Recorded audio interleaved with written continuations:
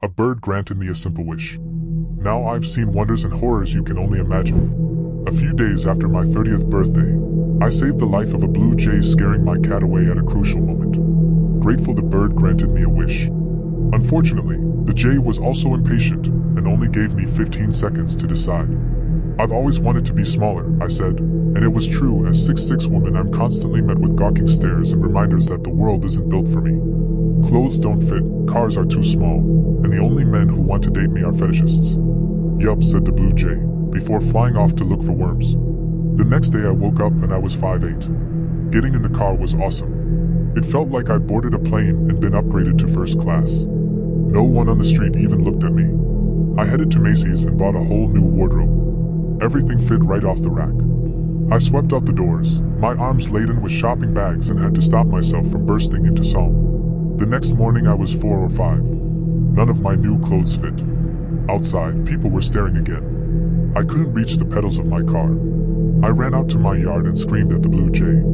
But it just startled away. Maybe it wasn't even the same bird. I went inside and cried and watched TV all day. The blanket seemed bigger and bigger, and when I measured myself just before bedtime, I was 3'2". The next morning, I was no more than a foot tall.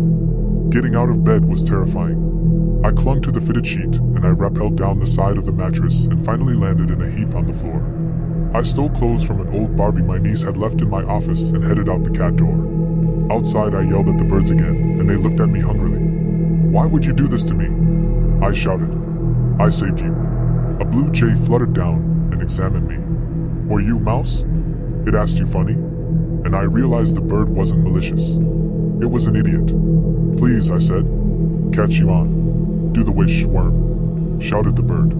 And it flew off to fight over a piece of rope with another jay. By the end of the day, I was less than an inch tall. For the first time, fear truly set in. I would only keep getting smaller. Perhaps I would eventually disappear. Or perhaps there was no such thing as disappearing. Perhaps you could grow smaller and smaller. Infinitely. I wasn't sure. But I knew that as far as my old life was concerned, I was basically dead. A tiny ghost walking the world unnoticed. That night, I tried to sleep in the warmth of a paper napkin I dropped a few days earlier, shaking with cold and fear, wondering what the morning would bring. It became difficult to tell how small I'd grown by the next day. I only knew the fibers of the paper towel stretched out like a thick, massive spiderweb that stretched out in all directions around me. I now sensed the movements of terrifying mites that towered over me like great eldritch beasts.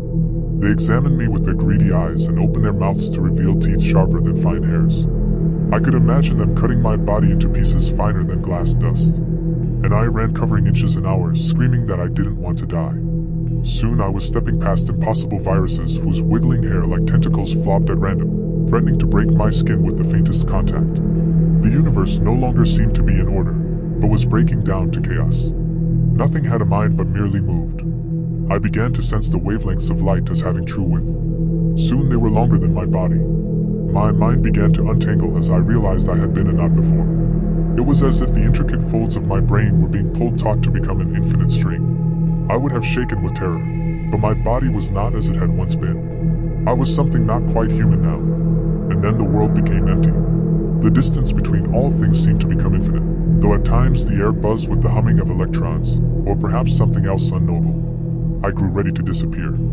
I'd never believed in anything, but now I'd witnessed a feckless bird with unimaginable power. Perhaps I should have called to it instead. Oddly, I found myself praying to myself, and then my voice disappeared in the hum of all things. But when I should have blinked away, I instead felt a new heaviness inside. I looked at my fingers and saw myself adorned with infinite rings and where rubies and sapphires might have said. Instead, I saw red giants and black holes. Whole galaxies were moles and scars along my arms. But I kept shrinking. Soon, the largest star adorning me was our own small sun. And then it too was gone, replaced with gas giants. Then smaller rocky worlds. On my 6th day shrinking, I was the sky. And then on the 7th, I woke in my own bed. As I sat up, my cat pounced up on my feet, dropping a mangled blue jay onto the comforter.